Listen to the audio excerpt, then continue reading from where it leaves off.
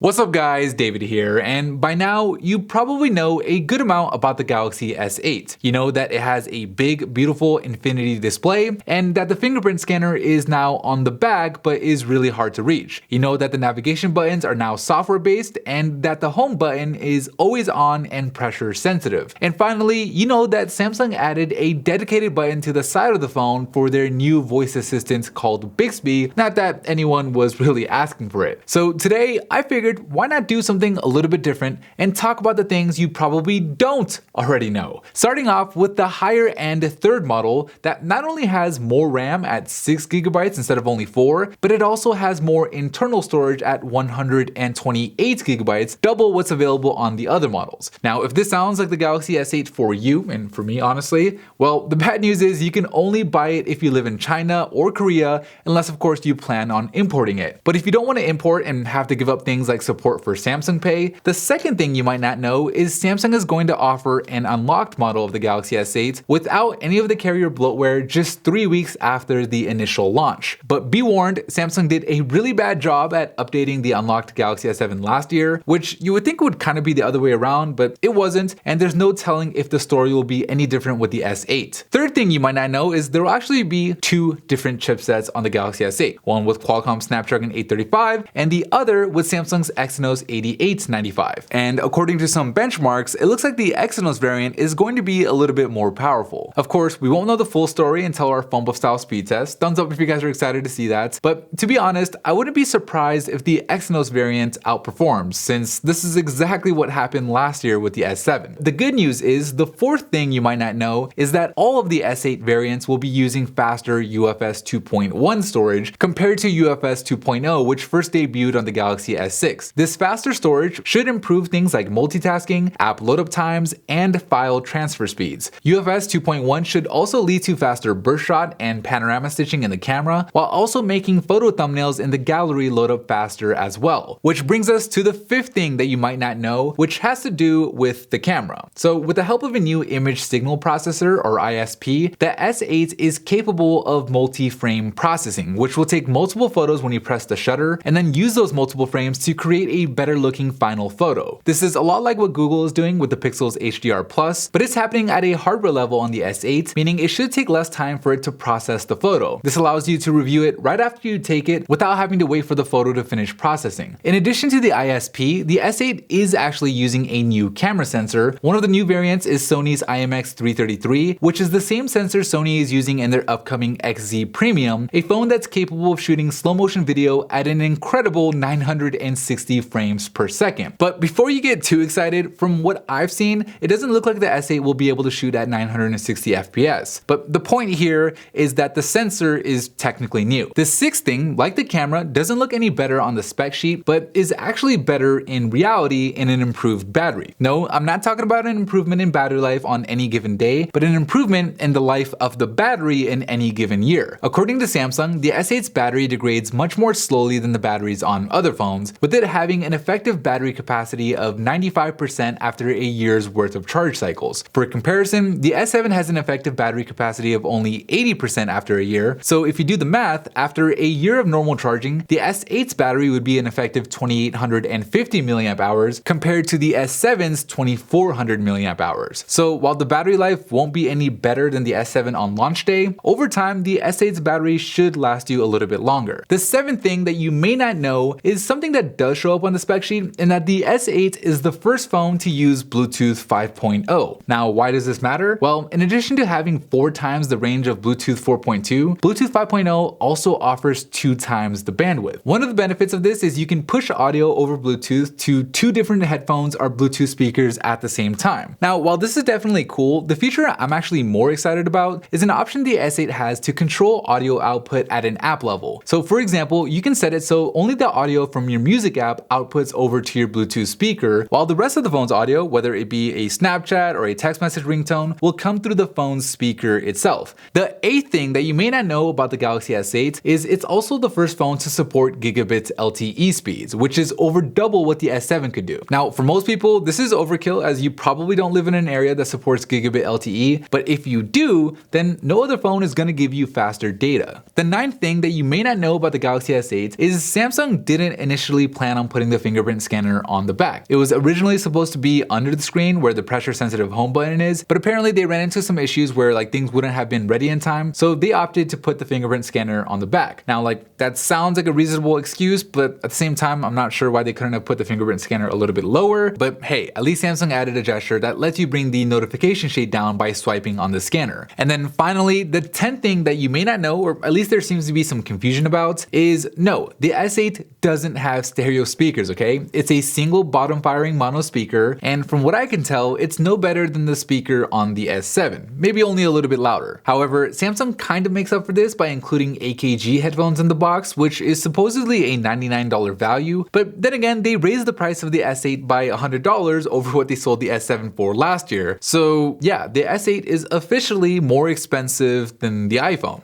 Who would have ever thought? Anyways, that is it for me in this video. There will be a bunch of coverage on the S8 coming up soon, so make sure you subscribe if you haven't already. Thank you guys for watching, and as always, I'll see you in the very next episode.